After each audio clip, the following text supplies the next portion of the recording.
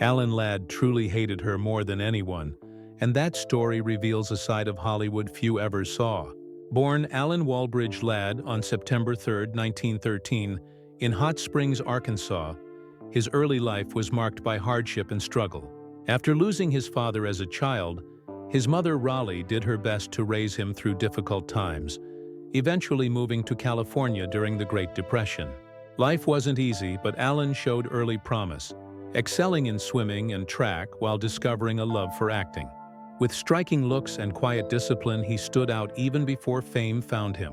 Before becoming a star, Ladd worked all kinds of jobs just to survive, from gas stations to grocery stores, while chasing small acting roles. Standing only a bit over 5.5 feet tall, he didn't fit Hollywood's mold of tall, rugged leading men. But that very difference became his unique charm. His big break came in 1942 when he played the cold assassin Raven in This Gun for Hire, opposite Veronica Lake. His performance was unforgettable and made him an overnight sensation.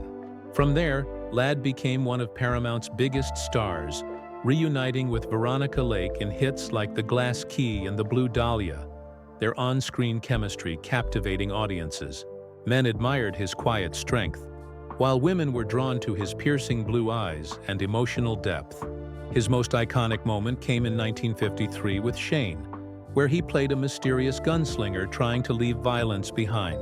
The film's final scene, with the boy crying, "Come back, Shane," became one of cinema's most powerful moments, forever sealing Ladd's legacy.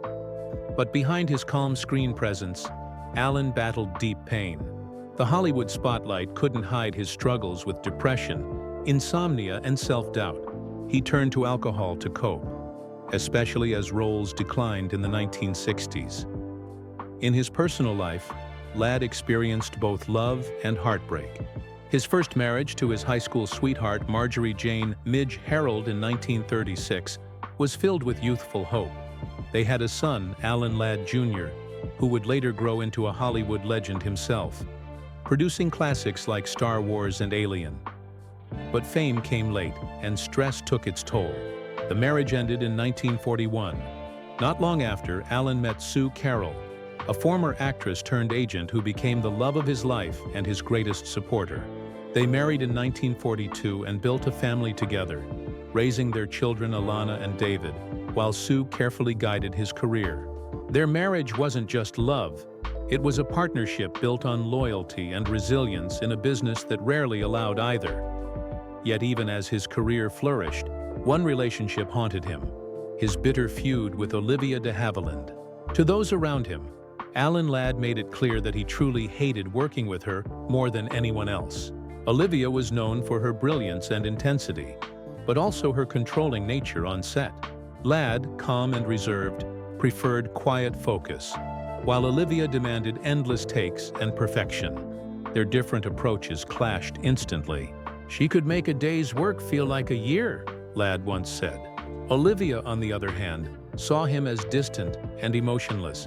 "He was like a wall," she told a friend.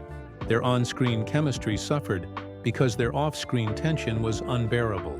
Ladd valued professionalism and peace, while Olivia thrived on control and passion. He saw her legal battles against the studios, including the famous de Havilland decision that changed Hollywood. Not as bravery, but as arrogance.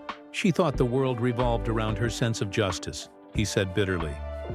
The tension went beyond acting style. Ladd had long felt self-conscious about his height, and Olivia, tall and elegant, often wore heels and demanded camera angles that made him look smaller. "I spent more time worrying about how I looked next to her than about my lines," he once admitted. Their rivalry became personal. She allegedly called him a small man in every sense, a remark that cut deep. Ladd never forgot it. "Some people make themselves feel taller by cutting others down," he said quietly years later. Even decades after their collaboration ended, he couldn't hide his disdain. When asked about Olivia, he'd simply shake his head and say, "Not her. I'd rather face the toughest stunt than another day with that woman." Despite their animosity, both stars remained legends. Olivia de Havilland earned lasting acclaim for her roles in The Heiress and To Each His Own, while Ladd's performances in This Gun for Hire, The Blue Dahlia, and Shane secured his place in film history. Ironically, their professional tension may have fueled some of their best work. Ladd once admitted, "She made me better, but I sure hated every minute of it." Their feud symbolized two opposing forces in old Hollywood, the quiet craftsman versus the fiery perfectionist. They brought out each other's brilliance through conflict, proving that even in a world built on glamour and illusion, real emotion often came from friction. Sadly, Alan Ladd's life ended far too soon. In January 1964, after suffering a knee injury, he retreated to his home in Palm Springs to rest. But on January 29th, his butler found him lifeless in bed. He was only 50 years old. His death stunned Hollywood, marking the end of an era for one of cinema's most hauntingly understated stars. Though his life was short, his legacy lives on in every frame of Shane, every glance that spoke louder than words, and in the unforgettable intensity that made him one of the greatest of his time. Subscribe to Hollywood Bulletin and press the bell icon for more untold stories and hidden rivalries behind the golden age of Hollywood.